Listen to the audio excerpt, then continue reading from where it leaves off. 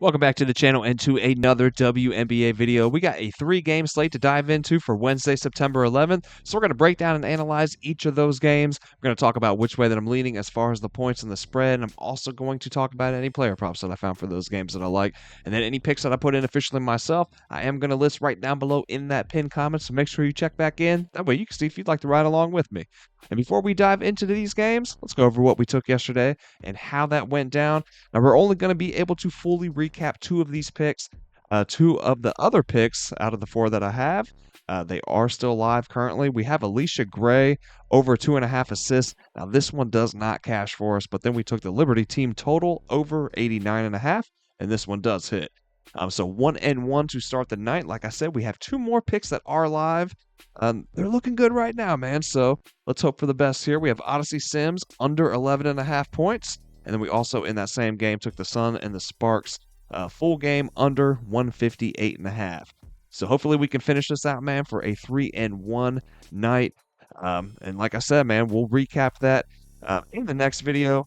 But if these games finish before I get done editing this video, I will just throw right here, off to the side. There'll be a little green check marks beside those, or red X's if these do not come through for us.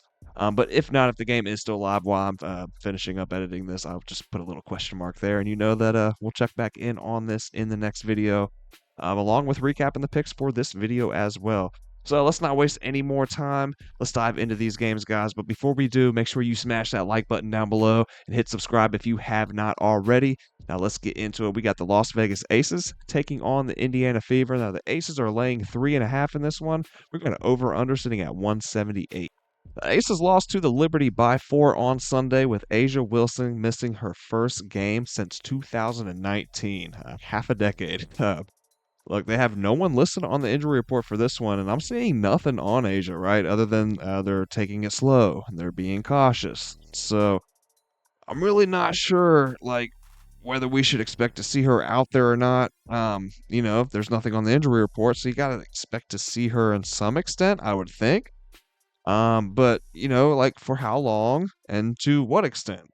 Just lots of unknowns with this, and not a lot has been put out in this regard either.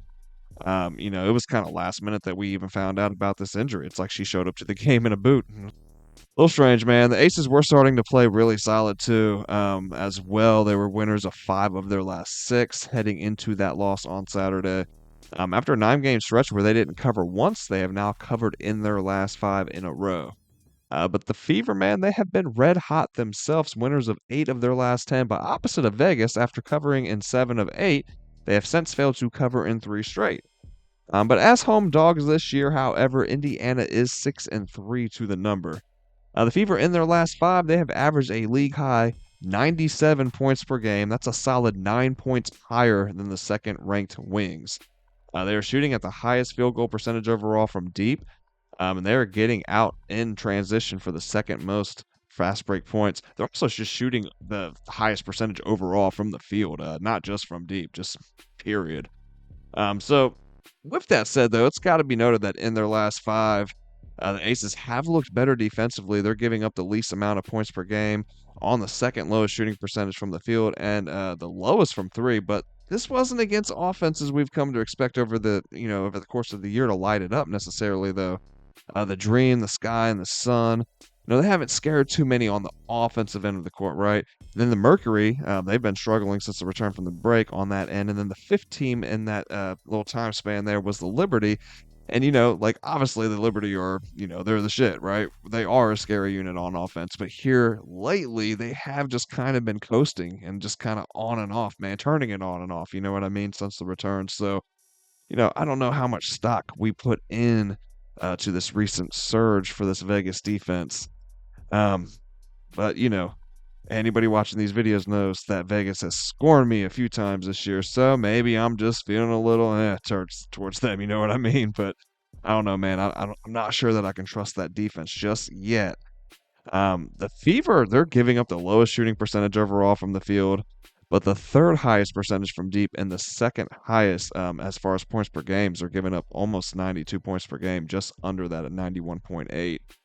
The Aces have beat the Fever by 19 in each of the meetings earlier this season. And look, while I don't think that they hit that large of a margin again, I do like Vegas covering this 5.5 point spread. Now, will I play it? Man, I don't know, right? Everybody, like I said, if you've been watching these videos, you know that Vegas has scored me a few times now. I did put them on the no bet list as far as I'm concerned, right? I was like, I'm not touching them again in the regular season. And I'm not sure that the first time I want to lay some points with them is going to be against the Fever in Indiana. Um, I am a little more confident in Vegas here than I am in Indiana in this spot. But the Fever are red hot, man, and fading them right now is really not the move. So it's going to be a slight lean towards Vegas. I'm not sure I do anything with this one though, guys. It's one of them ones that you could make a case for either one. And if you're on the Indiana side, I'm not sure that I would sit here and try to argue you off that side. You know what I mean? So I'm leaning Vegas here, but like I said, not sure that I get anywhere with that one. But for the total on the year, the Fever are hitting under this number at home at a 65% rate, while the Aces are hitting under at a 71% hit rate. I'm going to lean under in anticipation of Las Vegas dictating the pace of play in this one. Play prop I'm going to look at in this game, it's going to be Kelsey Mitchell, her points plus rebounds over 23.5. Now, we can find this right now on Underdog at the best odds of minus 120, but we can also catch this on Bet365 or minus 125, FanDuel at minus 128. So not a lot of difference there in the odds. But as always, shop for that best price before looking to place any bet in general. But like this one here, man, in her last 5, she's smacking this at an 80% rate, hitting at 4 out of her 5 last attempts. And we can push it back further to her last 10, excuse me. She's hitting at a 90% rate. It just gets better, man. You got to love all that green down there. Now, we're over here on Outlier, guys. They got these great insights, right? And that's basically just like a trend that we can follow here. And it's going to filter this down to that trend. And this one here is she has exceeded this 23.5 point plus rebounds number in 9 straight games versus bottom 5 defenses for rebounds allowed. Just all green down there, 100% rate in 9 games in a row, like I said, versus bottom 5 defenses for rebounds allowed. Now, if we look at the Aces versus guards, they are 4th in points allowed and 5th in rebounds allowed, but overall, they are just 10th in rebounds allowed. And Kelsey Mitchell has just been on fire since the break, right? Look, we could look at her with her points here at 21.5, and you can get that at plus money, right? But I'm like, if I'm going to look at her to get 22 points, why not look at it with a little bit more insurance, right? She does grab a handful of rebounds. She's got 4 here, 7 here, 4 here, 5, 4, 4. She does grab some boards, right? So why not just get a little bit more insurance, right? If I expect her to get 22 points, can I expect her to get, around 20, 21 points with 3 or 4 rebounds and get over this number? I like that little bit of insurance there. So that's why I'm looking at that one, the points and the rebounds over 23.5. And another prop in this game I'm looking at, it's going to be Aaliyah Boston, her rebounds over 8.5. Now, it is a little juiced at minus 145. We can get this at DraftKings right now for the best price. But if we look at her in her last 5, okay, so she's only hitting this at a 40% rate, right? 2 out of her last 3 specifically, and she's cleared that number pretty well, okay? But if we push it back a little bit further to her last 10, now we're in the green. We're hitting at a 60% rate. If we look at it head-to-head, she has hit in that last game against the Aces on the year. They've played twice on the year, right? 1-1. Okay, but this is at the beginning of the year. The Fever were just a completely different team at that point, in my opinion. I don't think that we can really gauge too much off of that there. Here in this more recent form of the Fever, right? She has hit well over this number. And if we look at this insight from Outlier, she has hit above this 8.5 rebound mark in 8 of her last 9 games versus teams in the bottom 5 for defense for rebounds allowed, excuse me. And then if I look over here at the Aces against forwards for rebounds allowed, they rank dead last. Against centers, that does jump up to 2. So a little bit of disparity in that number, right? Just full transparency. But against forwards, man, they are dead last. Now, they have Aaliyah Boston listed as a forward center type. I do kind of see her more as a forward personally, but honestly, I don't see too much disparity in the positions when we're talking about the WNBA. This is down low, in my opinion. So, a big jump, like I said, between that forward position and that center position. It's just kind of like, where do we want to put Aaliyah in this category? But, with Asia coming back from injury or potentially not, I feel like, even if she does play her minutes are going to be limited, I would assume. I think I think she can get over this 8.5 point or 8.5 rebound mark.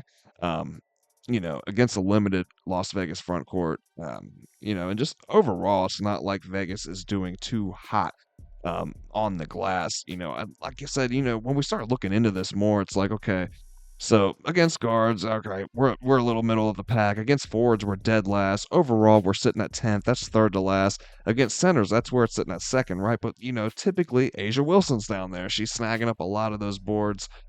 So you got to figure that's going to play into it. And like I said, how much of an impact can we expect her to have in this game? That's where that question mark comes into play. So, um, I don't know, man, but I do like this one here. Like I said, her against these bottom five defenses for rebounds allowed. The proof is in the pudding. She's hit at an 89% rate over her last 9 games. So it is a little bit juiced. A lot of rambling, a lot of ranting to say that I do like this one, though. Before we jump into that final game, I did want to mention DraftKings one more time, man. They do still have until September 19th. They do still have that. If you're a new customer, bet $5, get $250 instantly in free bets. Instant. You know what I mean? You bet that $5, it's right away. It's in your account. No waiting for the bet to settle. None of that jazz, man. Bet $5, get $250 instantly in bonus bets. And what a time to use it, man, with the MLB still in swing, WNBA, NFL, college football. Man, what a time to have some bonus money in your pockets for DraftKings. Like I said, if you're not signed up with them, make sure there's going to be a link down in the description and also in the pinned comment. Make sure you check that out, guys. That way you can get in on that. And that's not all, man. Right? On top of that, they're also offering you a 1 month trial for NFL Premium. That's going to get you access to NFL Network and NFL Red Zone as well. So what a deal, man. And all just for a $5 bet. You really can't go wrong, right? So like I said, there's going to be a link down there in the description and in the pinned comment. Make sure you guys check that out. That way you do not miss out on that awesome deal right there. Now, guys, we are also creeping up on that 13-minute mark in the video. Make sure you comment 13 down below, man. And like we did yesterday, I thought that was really cool. You guys were throwing in all your favorite players that wore the number 3. Throw in your favorite 13s, man. Any sport, whoever it is. Who was your favorite player that wore the number 13, man? Throw that down there in the comments. 13 for me. Whew, I think about that one. It's weird to say as a Laker fan. And he did play with us at the end of his career, but it was kind of a meh. My favorite 13 is probably Steve Nash, man. Just off the top of my head, I think if I dove a little bit deeper and dug in my brain a little bit more, I could find a couple more 13s that I like out there. But Nash was a baller, man. I remember as a kid actually going to a Mavericks game at the Bulls, right, and watching him warm up. Dude went around the court hitting just taking a 3-point shot right at the baseline, takes one step over, takes another 3, and he goes around the court all the way back, all net, right? No misses, all net. Just dude had a jumper for days. But getting a little off topic here, guys. Like I said, though, comment your favorite 13 down there, man. Who's your favorite 13 of all time? Any sport, football, basketball, baseball. This was really fun. I liked that a lot yesterday. So let's do that again, guys. The second game on the slate, we have the Washington Mystics taking on the Chicago Sky. The Sky are laying 2.5. We have an over-under sitting at 160.5.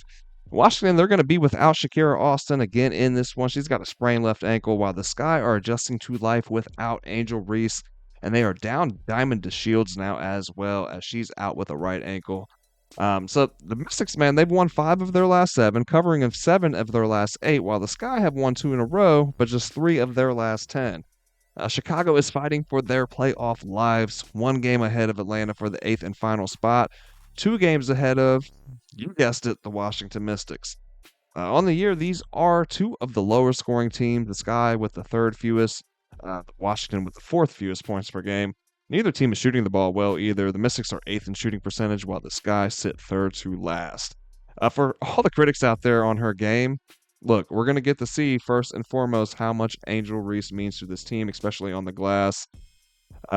Man, I feel like this changes a lot without Angel in the picture. This whole scenario for Chicago, how they run, just how they play this game, man.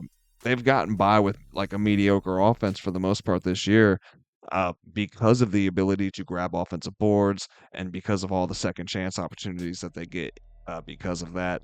They're ranking first on the glass, both overall and offensively. And they're third for second chance points. So, like I said, I feel like this changes a lot without Angel Reese in the picture, and I think we're going to see that, firsthand. I do think Camila Cardoso does step up. I think that she plays a bigger role. So, looking at her player props, here and moving forward might not be a bad look. But yeah, man, I definitely think this hurts Chicago majorly, and I definitely think it hurts their chances of making the playoffs. I think the Atlanta or Washington catches up with them in the day.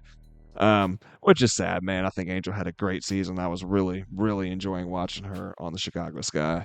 Um, Tough break, right? But with all that said, I do think I'm going to take the Mystics plus the points. They've played more solid basketball as of late than Chicago, and the Sky are just dealing with new injuries after new injury to overcome. So yeah, I like Washington with the points here. And then for the total, we've hit under this number in 2 of the 3 meetings between these two on the year. The last 3 times these two have played in Chicago, we've landed under this mark as well. So I'm going to lean under for this one. And I'm not seeing any player props in this game that I like currently. Like I said, I've got my eye on some Camila Cardoso props. I just don't really like where the numbers are sitting for the price that they're sitting at right now currently. So gonna keep my eye on it, see if anything changes there before tip off. But like I said, I will have my eye on her moving forward, man. I do think that we see a bigger role for her, and I think we see her step up to the plate. I think she definitely has some talent. Obviously we saw it on full display on her way to a national title in college. So definitely a talented player. We've definitely seen flashes of that so far in the W. I think that she's kind of been overshadowed a little bit by Reese. So I'm curious to see how she steps up here in her absence, and I think that she will. And next up, I'm looking at the Seattle Storm versus the Los Angeles Sparks. The Storm are laying 10. We got an over-under sitting at 164.5.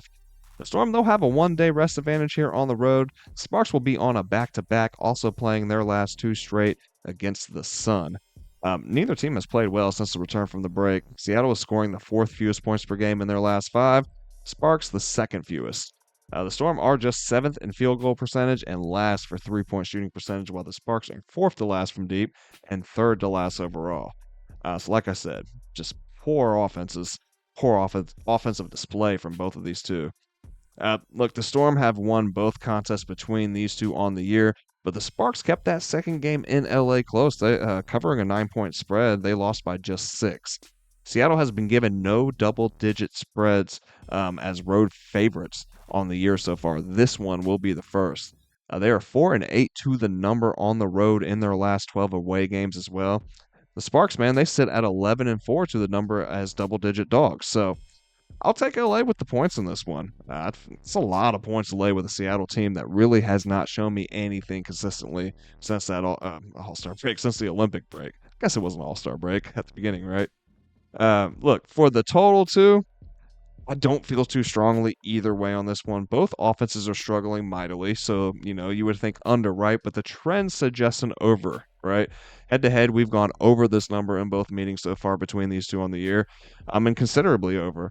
And then in their last 10 at home, the Sparks have hit over this line in half of those games, while the Storm on the road in their last 10 have hit over 7 times. So I don't know. Like I said, man, don't really feel too strongly this way, but I guess if I'd have to lean, I'd probably lean over for this one. A player prop that I am looking at in this one, now it is for plus money, but it does come with a little bit of risk, as plus money plays usually do, right? We can get this for plus 100 on FanDuel and Bet365 currently.